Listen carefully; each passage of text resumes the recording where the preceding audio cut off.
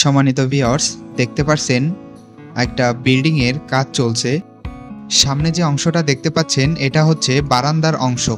খুব সুন্দরভাবে নিচ থেকে গাঁথনি করে উপরে গ্রেড বিম দিয়ে কিন্তু বারান্দাটা করা হয়েছে।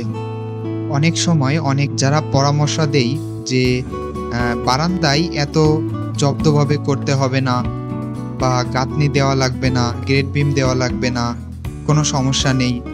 এটা কিন্তু সম্পূর্ণ ভুল। এইভাবে যদি না করা হয় পরবর্তীতে কিন্তু আপনার সেই বারান্দাটা ফেটে যাবে। সেক্ষেত্রে আপনার করণীয় বিল্ডিংয়ের প্রতিটা অংশতেই সমানভাবে গুরুত্ব দেওয়া।